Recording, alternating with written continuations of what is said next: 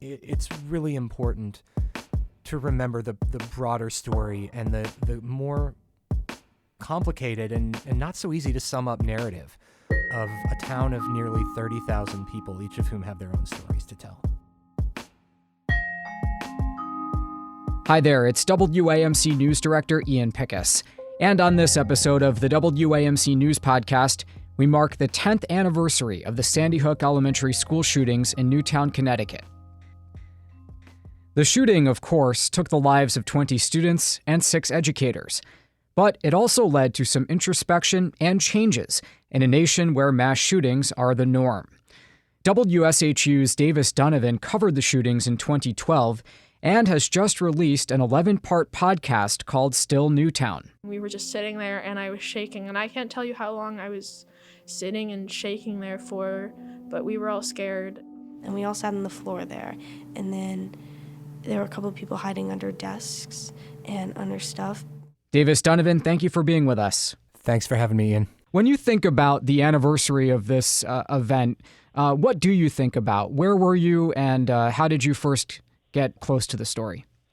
Well, I was very new as a reporter. I was working for a company called Patch, which at the time had a lot of small local news outlets in towns across the country. I finished journalism school that spring. I had moved to Connecticut, where I'm actually from Missouri, so I knew next to nothing about Connecticut. And I had started as the editor of the Newtown Patch on November 30th, 2012, 2 weeks before the shooting. And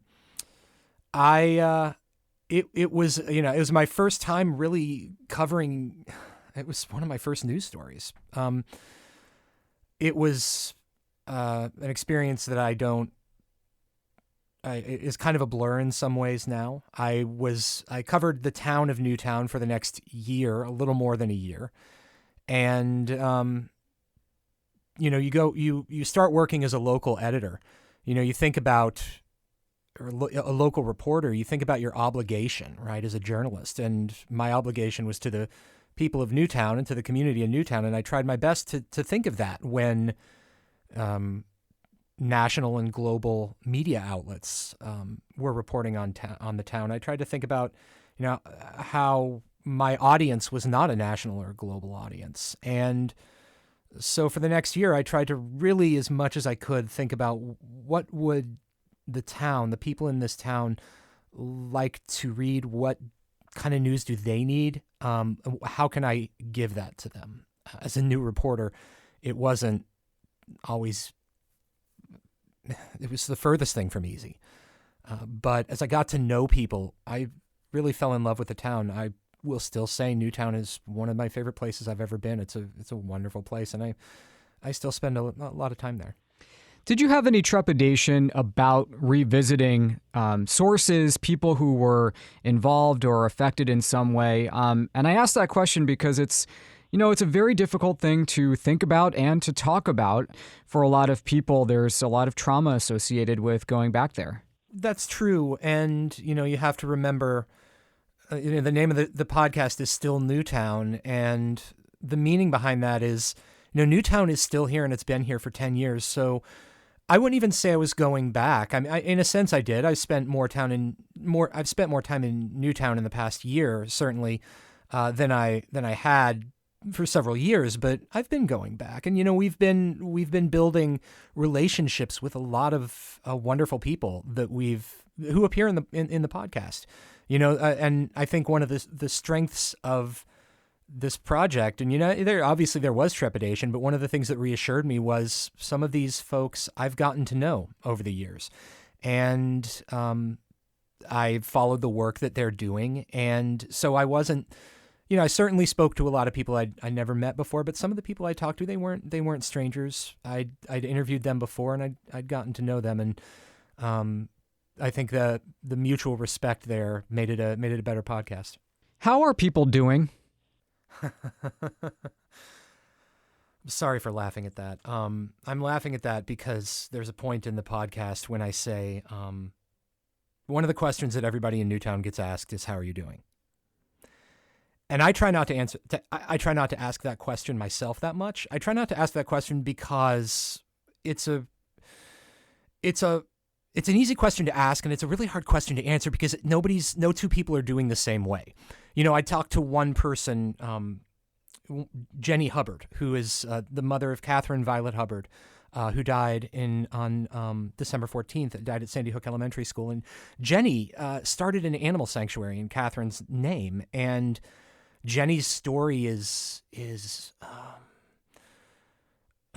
sad and beautiful. I mean, she shares with us in one of the episodes her story of kind of coming back to her faith and in a really difficult time, finding some kind of peace. And she uses the word healing, and she says, I think we have to heal. She uses the example of, I don't remember if it's her or if it's somebody else that we spoke with. It might have been somebody uses the example of dancing with a limp. You may have an injury, but you have to relearn how to dance. Now, I say that to point out that Jenny's story is Jenny's. It's not everyone's. 26 families lost someone. Hundreds of people were directly affected, and thousands, the town. Everybody's story is different. So when Jenny, for example, says, you have to heal, I remember that, she's speaking for herself. There are other people who have different stories. And I think that's why, you can't say, how's everyone doing? You can say, how is one person doing? And from there, you have to ask that question a lot in a way. So in what ways have Newtown and the Sandy Hook community changed since 2012 when you look at it today? Well, it's interesting. When I started this project, I originally thought this was going to be a story about how Newtown reimagined itself. And that was a word that we thought about was, do we want to, is this a town that reimagined itself? And so I started talking to some people and I said, well, how have you changed? How have you changed over the past 10 years? And what I quickly realized was that the story was the way that the town had held together. Now, Newtown has changed in some ways. A lot of it really you find is the ways that any small town, and I shouldn't say small. I mean, Newtown's on the smaller side, I suppose, but it's one of the biggest by area towns in Connecticut. So people might argue over whether it's a small town, but in terms of change, Newtown's changed in a lot of the ways that a lot of towns in America have changed. There have been demographic changes. There have been, there's been real estate changes, and one of the more, I think, unexpected parts of the story is speaking with a new couple who had just moved to Newtown, and they're thinking about, asking the question, knowing that Newtown for people outside of town is often associated, is usually associated, with the Sandy Hook Elementary School shooting, and deciding, we like it here. And when they got there, they found a place that was a place of joy. And I think a lot of people are surprised to hear that joy is something that could be so present in a town like Newtown, but it's true. And time and time again in the podcast, you'll hear people talking about finding joy or rekindling joy. And for me, it's obviously a difficult story that obviously contains sadness, but that it can come to joy and that it can end, I hope, with a note of hopefulness and optimism and wisdom that comes from experience. I think that's the change. It's not a simple change, but it's a growth over 10 years. It occurs to me that perhaps unlike other high-profile mass shooting events, the Sandy Hook example stayed in the news in a way that many of the others sadly have not over a period of 10 years. There was obviously a long drawn-out legal case, and then the Alex Jones sideshow and the defamation case and lawsuits against him, which are still being hashed out. How has that process that's played out so publicly changed the way people have grieved or grappled with what they went through a decade ago? Well, I think undeniably we don't speak much in the podcast to the Alex Jones, as you said, sideshow. But we've definitely covered it a lot. I've covered it a lot.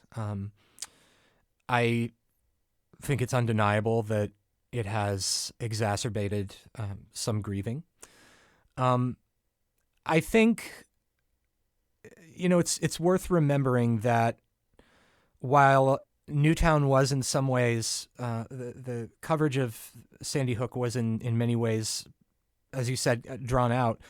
There have been so many shooting incidents over the past 10 years that I've unfortunately spoken to people. We spoke to a few young people, young survivors who got involved in anti-gun violence advocacy, who, talk about the fatigue of going through this again and again, seeing it in other communities.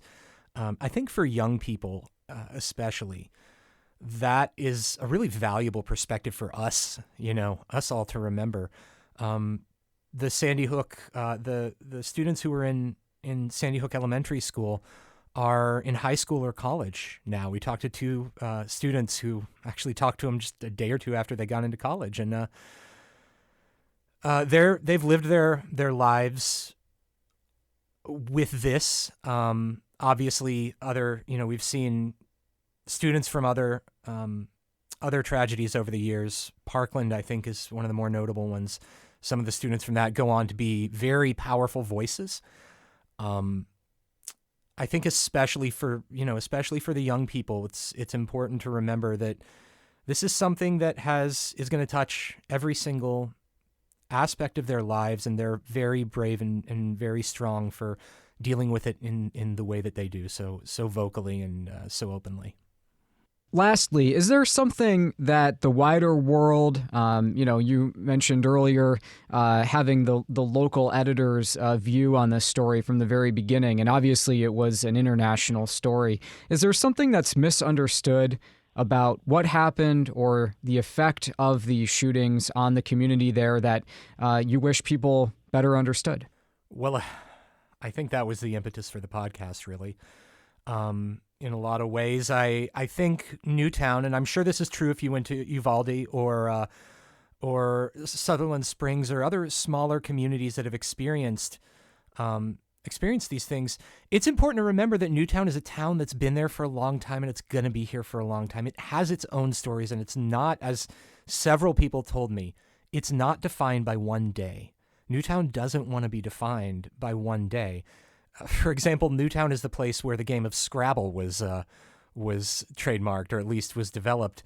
It's had a long history. It's a town with its own stories, its own little quirky characteristics and beautiful little places. And I think that's what I'd like people to remember.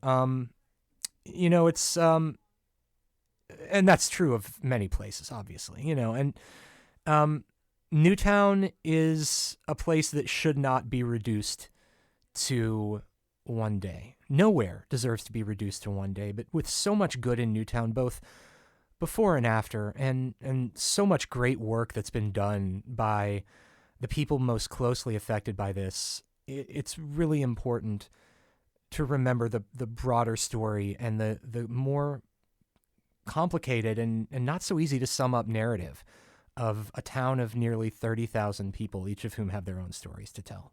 Davis Dunavin produced the new podcast from WSHU called Still Newtown, which chronicles the 10th anniversary of the Sandy Hook school shootings. Davis, congratulations on the podcast. Thank you for doing it, and thank you for your time. Thanks so much. All right, that does it for this episode of the WAMC News Podcast. Thanks so much for listening. Until next time, I'm Ian Pickus.